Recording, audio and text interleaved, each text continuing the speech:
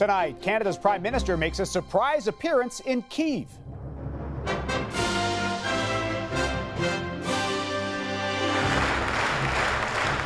Justin Trudeau applauded in the Ukrainian parliament. Ukraine will always be the family of the free. Slava Ukraini! And a commitment of millions more to help with the fight. Opening the door for a public inquiry into foreign interference. We've said all along that all options remain on the table. The political aftermath of David Johnston's abrupt exit as rapporteur. Plus, the sit-in protest at America's seat of power. It's gone to the point now where it's infringing on our right to live. Why survivors of gun violence are camping out at the U.S. Capitol.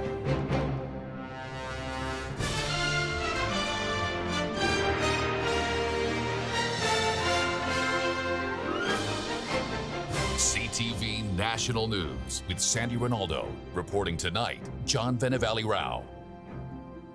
Good evening, everyone, and we begin in Ukraine, where the Prime Minister has made an unannounced visit to Kyiv, meeting with President Volodymyr Zelensky. There, Justin Trudeau announced more aid for the country, including military assistance. This as images show drones striking tanks in Zaporizhia, as Zelensky confirmed the counteroffensive against Russia has officially begun. From Kyiv, here's Chief International Correspondent Paul Workman. A day in Ukraine that began with honors to the country's war dead, laying a wreath at the Wall of Remembrance. A solemn tribute of support made by every visiting leader who comes here. This, 2-3 times in 2 weeks. Today, Canada's Justin Trudeau. This was the Prime Minister's second wartime trip to Kyiv, arriving unannounced for security reasons, a visit kept secret until he was on the ground. Signing a joint declaration with Ukraine's President Volodymyr Zelensky, in effect, a friendship treaty between two nations with long historic ties, and delivering a new package of military aid, $500 million for missiles, heavy ammunition, and training for Ukrainian soldiers. This is a consequential moment for Ukraine, but it also is a consequential moment for the world. Ukraine showed its appreciation by offering Trudeau a rare honor, an invitation to speak to the country's parliament. You are the tip of the spear that is determining the future of the 21st century. With members holding Canadian flags and standing for round after round of sustained applause, each time he condemned Russia's invasion and promised Canadian support. Russia must immediately, completely, and unconditionally withdraw all military forces from Ukraine. Trudeau blamed Russia for this week's dam disaster in southern Ukraine, holding Russian forces responsible, even if they didn't actually blow the dam up. I have no doubt in my mind that Russia is responsible for the collapse of that dam. The mechanisms they used, I'm going to trust the experts that are still looking into it. Leaving Ukraine after a quick one-day turnaround visit, going from a country at war where he's hugely popular to a different kind of battleground back home. As part of its aid package, Canada will contribute to the training of Ukrainian fighter pilots and give $10 million to help victims recover from this week's terrible dam disaster, John. Okay, thank you, Paul, in Kyiv. And coinciding with that visit, Ottawa is seizing a Russian-registered cargo jet here in Canada. The massive plane had been stuck at Toronto's Pearson Airport for 16 months, unable to be flown out after Canada closed its airspace to Russian-owned aircraft at the start of the war. The airline that owned the jet was recently added to Canada's sanctions list. Ottawa says the jet may ultimately be given to Ukraine to help with rebuilding efforts or to compensate victims of the war. A day after that surprise resignation of David Johnston from his post as special rapporteur, the federal Liberals are challenging the opposition parties to help them come up with a plan for how to move forward, including suggestions around who might lead a public inquiry. Here's CTV's senior political correspondent, Glenn McGregor. Questions about the sudden resignation of the special rapporteur into foreign interference and what comes next followed the Prime Minister to Ukraine. Obviously, all options are on the table. We had tasked David Johnston to do the report that he did and make recommendations. He did excellent work. Now we're looking at the next steps. One of those next steps, consulting with opposition parties about a potential public inquiry they've demanded for months. Make suggestions about who could lead this public inquiry. What would the terms of reference be? What do they see as the timelines? Before he stepped down Friday evening, Johnston said an inquiry would be unwieldy because of the amount of classified intelligence at issue, instead proposing 5 months of public hearings beginning in July. That plan is now in limbo. The Intergovernmental Affairs Minister called on the opposition to lower the political temperature and suggest a new approach. Certainly Mr. Poilievre, who attacked Mr. Johnston, engaged in character assassination, partisan buffoonery. The Conservatives, Bloc Québécois and NDP all voted to remove Johnston over what they said were conflicts of interest. The former Governor-General denounced the allegations as false, but still stepped down, saying he could not continue because of the highly partisan atmosphere. With the opposition united in their call for a public inquiry, they'll have to agree on its terms of reference and, crucially, find someone willing to lead it. I know plenty of crazy people, but not certain I know someone quite crazy enough to step into this spot. But the NDP believe they can get agreement with other parties. Has that recognized legal role, has experience in terms of national security matters, and is somebody who hasn't been contributing to any political party as well. Dominic LeBlanc says he'll be meeting with opposition leaders over the coming days to hear their suggestions. If they can agree to the form a public inquiry would take and who will lead it, will then be up to the Prime Minister to decide whether to call it. John. All right, lots to follow there. Thanks, Glenn. To the country's wildfire crisis now, and a break in weather conditions, giving firefighters in BC a chance to build guards and protect the evacuated community of Tumbler Ridge. 2,400 people fled the town earlier this week and are hoping they can soon go home. CTV's Craig Krause reports. The streets are silent in the small northeast BC town of Tumbler Ridge Saturday. But just 4 kilometers away, a wildfire is roaring, ripping through 20,000 hectares as it inches closer to the mostly evacuated community. I don't panic. You panic, that's when you get in trouble. But for most who did leave town, very little warning, which we were kind of surprised about. Many flocking to nearby Dawson Creek, filling hotels, campgrounds, and spare bedrooms, many opening their doors to help. We have a little camper. It's about 4 people can fit in it. It has bunk beds. So if a family of 4 or 5 approximately could take it. This comes at a time when there are 50 active fires in the north, with 625,000 hectares scorched in northern BC since April 1st. We did experience over 2,000 lightning strikes in the past 24 hours across the fire center. We are expecting to possibly see some more starts over the next couple days here. Days that will bring needed rain, but how much? 5 to 8 millimeters, but still staying on the relatively low end of the scale. They are experiencing some stable activity, cooler temperatures, and a little bit more humidity, so crews can get in closer for suppression tactics. A race against time as crews get a helping hand from Mother Nature. Fortunately, the intensity of the fire behavior that was expected yesterday didn't materialize. In the meantime, at least 2,400 people remain out of their homes indefinitely until the fire is stunted and there is no longer a threat to public safety. Craig Crow, CTV News, Vancouver. In neighboring Alberta, it's deja vu for the residents of Edson, with a wildfire forcing the town's evacuation for the second time in just over a month. Things are going to improve. I'm just leaving town now, too. About 14,000 people began hitting the road Friday night. High winds making tough work for firefighters battling flames 1.5 kilometers outside of town. And in Quebec, more than 1,000 firefighters are now in the field, with much-needed rain expected to move into the province on Monday. To the U.S. now, and a defiant Donald Trump, who made his first public appearances today after becoming the first former U.S. president ever to face federal criminal charges.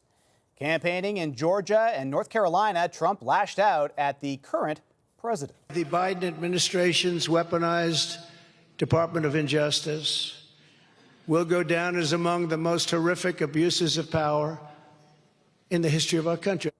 Trump is facing a damning indictment on 37 felony crimes of mishandling classified documents, some marked top secret, following an FBI raid at his Mar-a-Lago home last August. Trump is due in a Miami court on Tuesday. Also stateside, Ted Kaczynski, the man better known as the Unabomber, has died in prison, where he was sentenced to life for his reign of terror on America that lasted 17 years. Here's CTV's Adrian Gobriel. A mathematics prodigy turned cold-blooded bomber. Sir, are you the Unabomber? Theodore Ted Kaczynski ignited fear across America over nearly 2 decades of terror. The FBI, the other agencies involved, are working on this with as much diligence as I've ever seen in an investigation. The only clue to his identity, this sketch. Another bombing is making the news tonight. Accepted to Harvard when he was just 16, at 25, Kaczynski became the youngest professor ever hired at UC Berkeley. Though after 2 years, he resigned, eventually separating himself from society and moving to a remote cabin in Montana. Between 1978 and 1995, Kaczynski mailed 16 homemade bombs to airlines, universities, and computer stores, setting off a massive, years-long manhunt. The most intellectual serial killer the nation has ever produced. Kaczynski's deadly spree left 3 dead and injured 23 others. His attacks changed the way Americans mailed packages and boarded airplanes. The letter was mailed to the San Francisco newspaper. In 1995, the Unabomb Task Force asked newspapers to publish a 35,000-word manifesto sent to them by Kaczynski in hopes it would create new leads. It did. After the Unabomber's own family read the lengthy manuscript and notified authorities, it wouldn't have been right to allow him to hurt anyone else. He had to be stopped. On April 3, 1996, a SWAT team apprehended the Unabomber in his Montana cabin, and a wealth of explosive components were uncovered, as well as 40,000 handwritten journal pages that included bomb-making experiments and descriptions of his crimes. Kaczynski pled guilty, avoiding the death penalty in exchange for life in prison. This morning at 8 a.m., the 81-year-old was found dead inside his federal prison cell in North Carolina. Kaczynski's cause of death has yet to be confirmed. John? Okay, thank you, Adrian. In America today, the leading cause of death for children and young adults is guns. So now some survivors of gun violence are turning to an old-fashioned kind of protest to make their country safer. Today is day 5 of a survivor sit-in on Capitol Hill. Demonstrators want the U.S. Congress to ban assault-style weapons. With more, here's CTV's Washington Bureau Chief, Joy Malvin. At the U.S. Capitol, that symbol of power, survivors of gun violence are staging a sit-in demanding change. And to politicians who ignore them, shame on you! Shame on you! They're fighting for an assault weapons ban. The kind of gun used in mass shootings like Uvalde, Sandy Hook, and Florida's Parkland High School. I mean, kids are being massacred in their schools. Literally, their heads are being decapitated because of the power of an assault weapon bullet is unlike anything, no other weapon. It's gone to the point now where it's infringing on our right to live. That's 19-year-old Sam Schwartz. After his cousin Alex was murdered at Parkland 5 years ago, he lobbied, he marched, had countless meetings, and nothing. I had a conversation with someone, and they said that they look for an exit sign whenever they go into a new place, Really? Which is just heartbreaking because that's not the country that I want to live in. In fact, Schwartz moved to Boston where gun laws are tougher. Here, grandparents, fathers, and mothers have all lost someone. None of us are safe anywhere we go, and I don't understand how more people aren't joining this fight before it touches their lives. A year ago, Kim Rubio's 10-year-old daughter Lexi was gunned down in Uvalde, Texas. She carries Lexi with her every day. This is me. This is her. It says, "The best mom. I love my mom." And by Lexi. You know, on bad days, I really need that reminder. You're welcome in my office any day. Sympathetic lawmakers will stop, sign their petition, even show support on Instagram. I am with Sam Schwartz. Hey, Sam, hello, buddy. They deserve, for their own safety, to have a vote in Congress. Frankly, we look at our friends to the north in Canada as, leading by example on how you protect your own people from gun violence. Kids over guns! But in divided government politically, it's a tough sell, hoping to change hearts and minds. Thanks for stopping by. Thank you. One vote at a time. Joy Malvin, CTV News, Washington. Well, coming up, Britain's Royal Guards suffer the London heat. How scorching temperatures wreaked havoc on preparations for a major parade.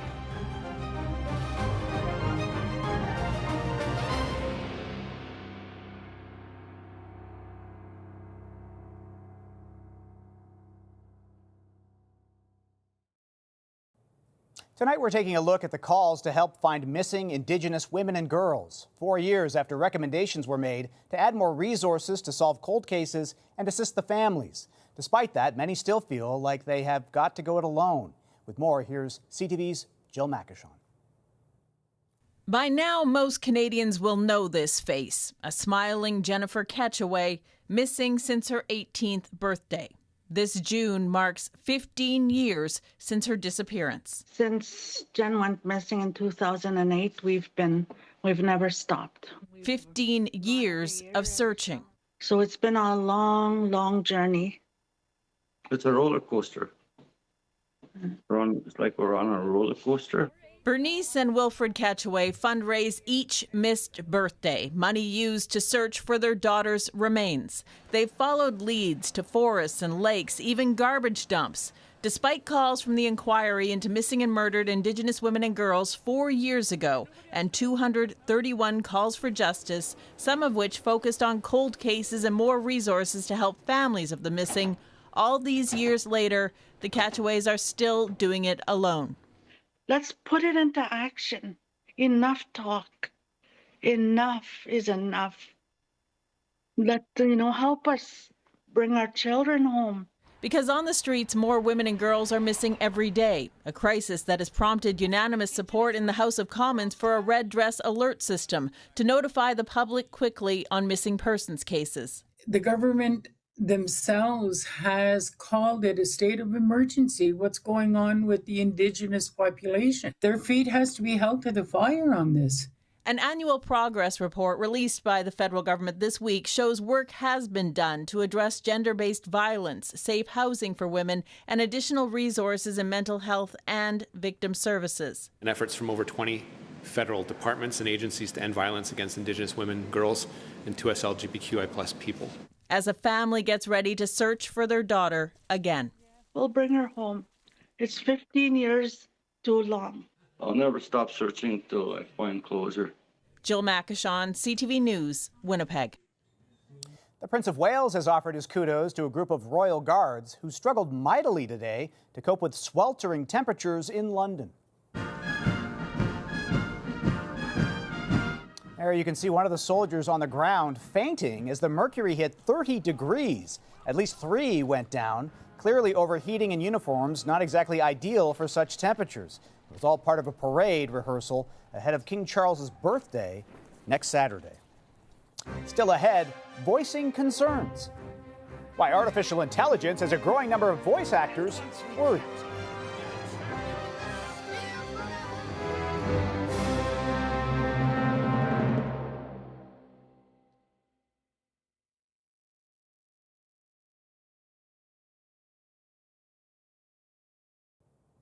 A Vancouver actor is the latest artist raising concerns about the explosion in the use of artificial intelligence. With AI able to replicate anyone's voice, a growing number of performers are worried about their voices being stolen and the ethics around that. But some are also seeing the positives. With more, here's CTV's Tamina Aziz. And once we capture him, we will trap him in the sphere forever! With an impressive vocal range, Bill Newton can be heard in big-name projects, including My Little Pony and Lego Marvel. But now the actor is voicing his concerns about AI cloning his speech. So my voice in particular, on one of the websites that stores AI-created models, has been used 481 times. Shocked and angry, Newton wonders what his voice is being used for.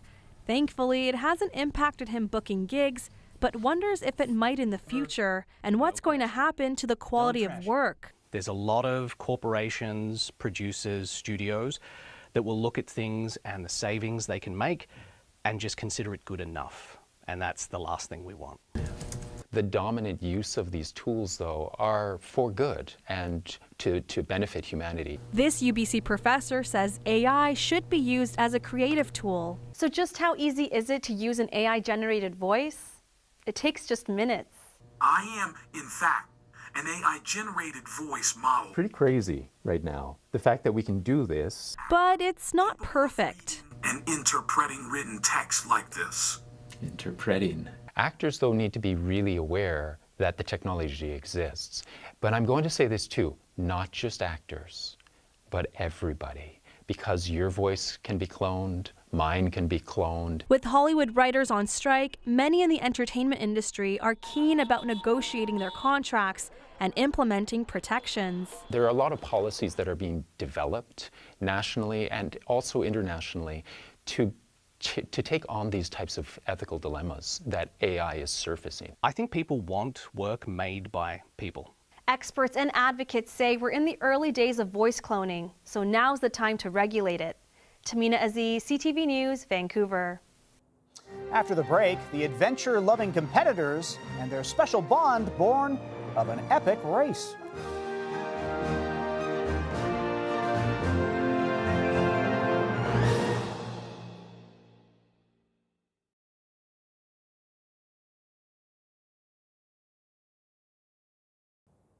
We leave you tonight with a special love story between two fearless competitors born out of North America's longest boat race along BC's coastline. Here's CTV's Adam Sawatsky.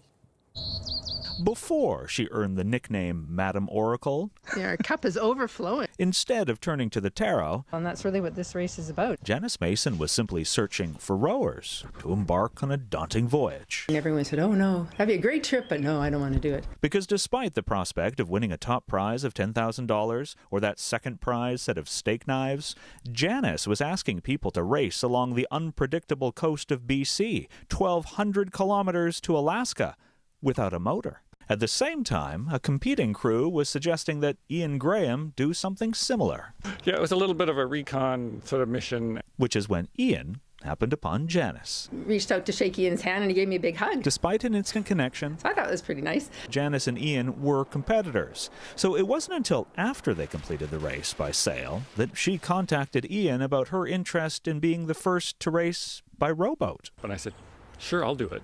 One thing led to another, and Janice and Ian embarked on what would become the longest first date of their lives. Very similar interests. We really liked the physical and mental challenge of things. They called their team the Punny Oracle, before Janice earned the Madam Oracle nickname for selecting daily tarot cards along the way, with increasingly blistered hands. Then you camp wherever you can, before finishing the race after 23 days straight. We both said, we need to do this again together. So the next year, Janice and Ian raced in a kayak. Made our relationship a lot stronger, going through those challenges together. Although Team Oracle has never earned that cash or those knives, they did pull a cherished card. Here's a good one for Ian and I, the lovers. And the friendly competitors, turned enduring couple, couldn't be more grateful for the priceless prize of sharing these moments together. Adam Sawatsky, CTV News, Saanich.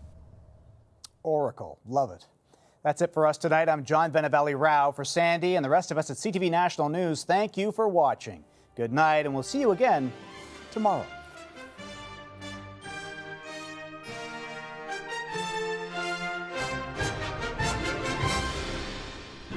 CTV National News, Canada's #1 newscast.